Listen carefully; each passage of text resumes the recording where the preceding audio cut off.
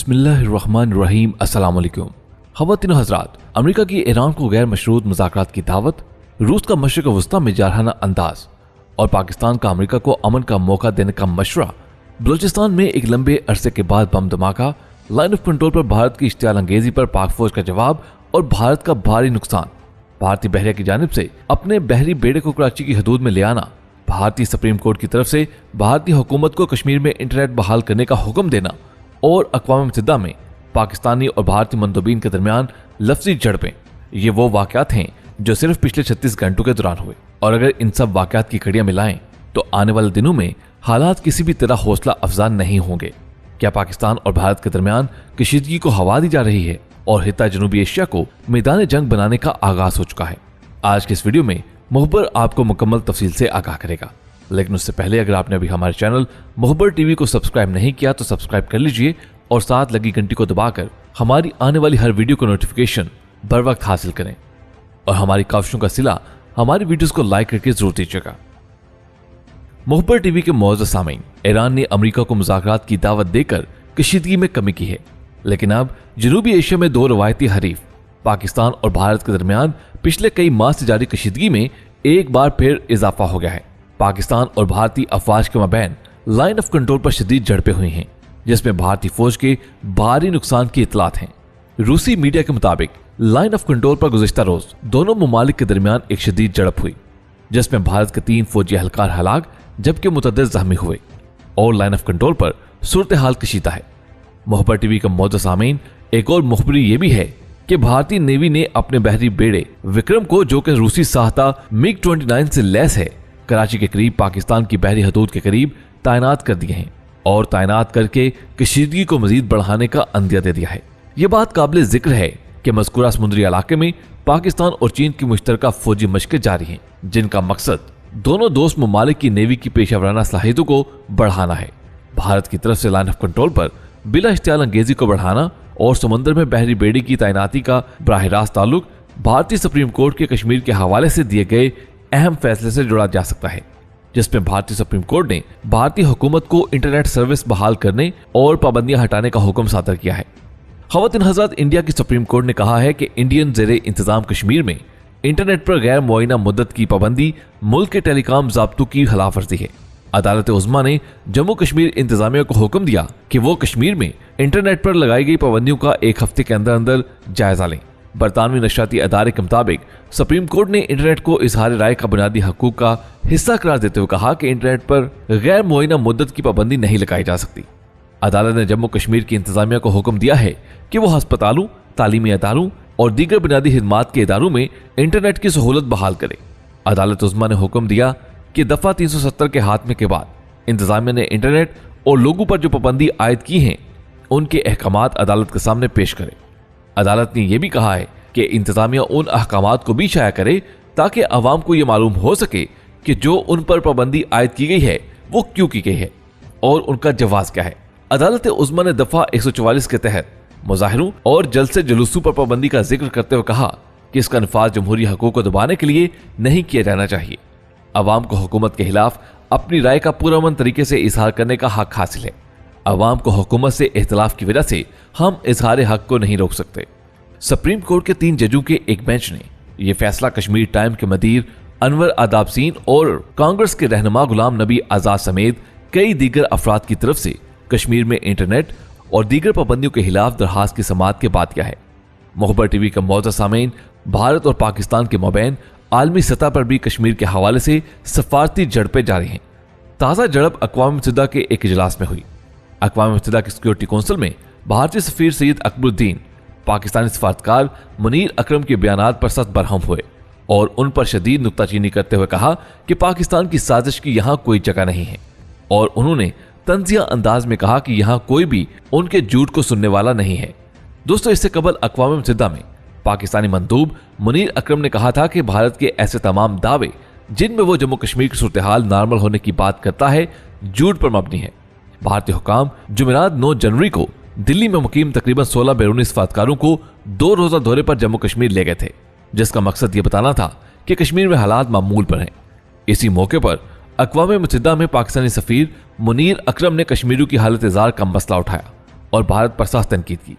उन्होंने पाकिस्तान और भारत के माबैन तनाज़ात को खत्म करवाने और कश्मीरी अवाम को हक खुद इरादे दिलाने के लिए अक़वाम मुत्तहिदा से फौरी तौर पर सख्त कार्रवाई करने का मुतालबा किया। मुनीर अकरम ने अपने खिताब में कहा कि पाकिस्तान भारत के साथ जंग नहीं चाहता, लेकिन अगर भारत की जानिब से हमला हुआ तो पाकिस्तान उसका भरपूर जवाब देगा, जिस तरह उसने गुज़िश्ता फरवरी में कार्रवाई की थी। जम्मू कश्मीर में इंसानी हकूक़ को पामाल किया जा रहा है और अक़वाम मुत्तहिदा को चाहिए कि वो इन खिलाफ वर्जियों की रोकथाम के लिए फौरी तौर पर मुनासिब कार्रवाई करे। मुनीर अकरम का कहना था कि भारत ने जो नया नक्शा जारी किया है उसमें पाकिस्तान के ज़ेरे इंतजाम कश्मीर और गिलगित बल्तिस्तान को भी शामिल किया गया है।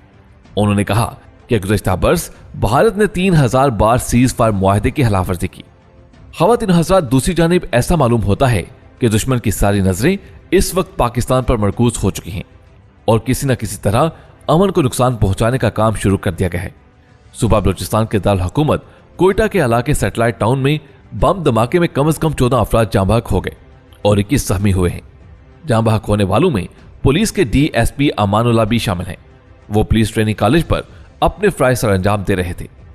एक माह कबल सरियाब रोड के इलाके में उनके नौजवान बेटे नजीबुल्लाह को टारगेट किलिंग का निशाना बनाया गया था। सैटेलाइट टाउन पुलिस स्टेशन के एक अहलकार ने बताया कि धमाका उस इलाके में वाक़े मदरसा दारुल उलूम शरिया की मस्जिद के अंदर नमाज मगरिब के दौरान हुआ। ऐनी शाहिदीन के मुताबिक धमाका नमाज मगरिब की दूसरी रक्त की अदायगी के दौरान हुआ। ऐनी शाहिदीन ने बताया कि धमाके के बायस मस्जिद के अंदर अंधेरा छा गया। जख्मी होने वाले अफराद को सिविल अस्पताल कोयटा मुंतकिल किया गया है। सिविल अस्पताल कोयटा के तर्जुमान के मुताबिक धमाके में 14 अफराद जाँ बहक और 21 जख्मी हुए। जख्मियों में से बाज की हालत तशवीशनाक बताई जाती है। जाँ बहक होने वालों में कोयटा पुलिस के DSP अमानुल्लाह भी शामिल हैं। लेकिन ताहाल ये मालूम नहीं हो सका कि मदरसे में DSP को बम धमाके का निशाना बनाया गया या उनका हदफ कोई और था। मुखबर टीवी के मौजूद सामने वाज़ेह रहे कि नॉर्वे और अमेरिका माजी में इंडिया और पाकिस्तान के दरमियान तनाव कम करवाने के हवाले से काफी सरगर्म रहे हैं, जबकि ईरान को अमन की राह पर लाया जा सकता था। लेकिन बदकिस्मती से अमेरिका को मुस्लिम दुनिया की बाहमी फर्गी इख्तिलाफात से फायदा उठाने का मौका मिला, जिसने मुस्लिम ममालिक के एक दूसरे से बरसरे पेकार होने के रास्ते निकाले। इसमें अमेरिका का मफाद अपने हथियारों की फरोख्त थी, जो कि उसने सऊदी अरब और यमन की जंग में दोनों ममालिक को अपने हथियार फरोख्त किए। ईरान चूंकि अपनी आज़ादी खुद मुख्तारी को मुकद्दम रखता है और वह कभी अमेरिकी डिक्टेशन लेने पर आमादा नहीं हुआ, इसलिए वाशिंगटन की तेहरान के साथ गाड़ी चलने का कभी मौका निकल ही नहीं पाया, जबकि ईरान अमेरिकी पाबंदियों की जद में ही रहा है। अमेरिकी डेमोक्रेटिक सदर ओबामा ने अपने दौरे हुकूमत में ईरान के साथ कशीदगी खत्म करने और ताल्लुकात बेहतर बनाने की कोशिश जरूर की थी, जिसके नतीजे में अमेरिका समेत एटमी क्लब के 5 मेंबरान ममालिक के साथ ईरान का एटमी अदम फैलाव का मुआहिदा तय पा गया था। और इस मुआहिदे के तहत ईरान ने एटमी अफजुदगी से रजू कर लिया और अमेरिका ने ईरान पर आयद आलमी पाबंदियां हटवा दी, जिससे इलाकाई अमन के हवाले से खुशगवार फिजा पैदा होती नजर आई। लेकिन सदर ट्रंप ने इख्तिदार संभालते ही ईरान के साथ अमन की खुशगवार फिजा का पासा ही पलट दिया और सऊदीया और ईरान के दरमियान इख्तिलाफात के बायस कायम कशीदगी की फिजा से भरपूर फायदा उठाने की हिकमत अमली तय कर ली। इस मकसद के लिए ही 2 साल कबल सऊदी अरब के दारुल हुकूमत रियाद में मुनक्कद होने वाली नेटो सरबराही कॉन्फ्रेंस में अमेरिकी सदर डोनाल्ड ट्रंप भी खसूसी तौर पर शरीक हुए और अपनी तकरीर में ईरान पर दहशतगर्द होने का लेबल लगाते हुए अक़वाम आलम बिलखसूस मुस्लिम ममालिक पर जोर दिया कि वो ईरान के साथ अपने हर किस्म के ताल्लुकात मुनक़ता कर लें। इस कॉन्फ्रेंस के बाद सऊदी अरब और अमेरिका के दरमियान ईरान की कशीदगी मजीद बढ़ गई। अमेरिका ने ईरान पर दोबारा इक्तिसादी पाबंदियां आयद कर दी, जिसके नाते से पाकिस्तान ईरान गैस पाइपलाइन का मंसूबा भी रुक गया। ईरान की जानिब से पाकिस्तान की सरहद तक पाइपलाइन बिछा दी गई थी, लेकिन उस पर आलमी पाबंदियां आयद होने के बाद पाकिस्तान ने इस मंसूबे के तहत अपनी जानब गैस पाइपलाइन बिछाने का आगाज ही न किया। इसका यकीनन पाकिस्तान को भारी नुकसान उठाना पड़ा और वह भारी जुर्माने की जद में भी आ गया, लेकिन यह नुकसान उसे अमेरिकी इत्तेहादी होने के नाते उठाना पड़ा। लेकिन ट्रंप इंतजामिया ने पाकिस्तान को भी आंखें दिखाना शुरू कर दी। उसने पाकिस्तान की सिविल और फौजी इमदाद मुनक़ता कर दी और उसके दरीना दुश्मन भारत को अपना फितरी हलीफ बनाकर पाकिस्तान की सलामती के खिलाफ उसके अज़ाइम की सरपरस्ती शुरू कर दी, जबकि उसको इस समर का भी एहसास तक नहीं कि अफगानिस्तान जंग में उसके फ्रंट लाइन इत्तेहादी का किरदार अदा करते हुए पाकिस्तान खुद बदतरीन दहशतगर्दी की जद में आया और उस पराई जंग में कूद कर अपने 70,000 से जायद कीमती शहरियों की जानों, अरबों डॉलर की अमलाक का नुकसान उठाया है। ख़वातीन हज़रात, आज की वीडियो में बस इतना ही। वीडियो पसंद आने की सूरत में इसे लाइक करते हुए फेसबुक और व्हाट्सएप पे जरूर शेयर कीजिएगा। आपसे मुलाकात होगी अगली वीडियो में, तब तक अपना बहुत सा ख्याल रखिएगा। अल्लाह हाफिज।